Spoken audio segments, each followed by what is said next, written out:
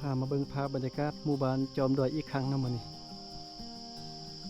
นี้ก็ได้กลับมาหมู่บ้านนี้เติมอีกเทื่อนึง ซึ่งว่าหมู่บ้านนี้ก็เคยมาแล้วเนาะแต่ว่ามามื้อนี้ถ่ายบรรยากาศตอนแรกเนาะตะเวนไกลจะลึบหน่วยผู้แล้วแสงมันย้อนมาทางนี้บ่ค่อยเห็นปานใดมืดๆนิดนึงเนาะวิวงามขนาดใดหมู่บ้านแห่งนี้นะ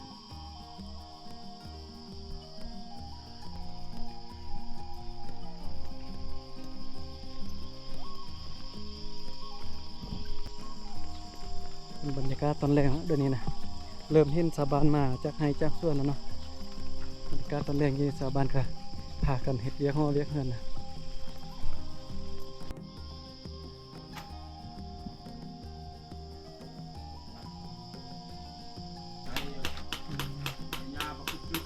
ไปเชียร์อย่าให้ทุกมือเลยเนาะลำบากเลยเนาะ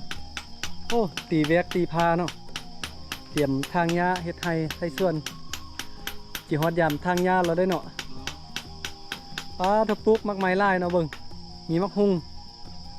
หน่วยใหญ่แต่มักฮุงนี่ มาทางด้านนี้เบิ่งเฮือนเขาเจ้านี่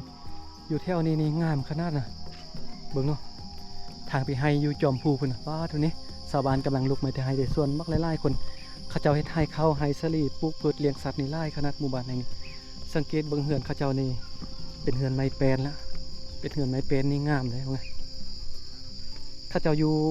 หมู่บ้านเขตป่าเขตดอยจะนี่คือแต่บ่มีเงินแต่ว่าที่จริงนี่ก็มีเงินได้เพราะว่าเขาเจ้าเฮ็ดให้ข้าวให้สลีนี่หลายนะเลี้ยงแบเลี้ยงงัวเลี้ยงควายบักหลายๆเด้เบิ่งแต่เฮือนเขาเจ้านี่แปลงหลังนี้บักงามนะแต่เขาเจ้าก็ใช้ชีวิตแบบธรรมดาเนาะอยู่แบบพอเพียงอยู่ตามป่าตามภูแบบนี้นะสบายเนาะพาโถเบิ่งเฮือนเป็นตูบน้อยเรียนแถวแบบนี้นะบ่มีลักหัวเนาะส่วนหลายบ่มีลักหัวเฮือนชาวบ้านอยู่เขตดอยนี่บ่มีลักหัวคันแดนแบ่งดินแบ่งแดนบ่มีเนาะแต่เฮือนติดกันไปแบบนี้เลย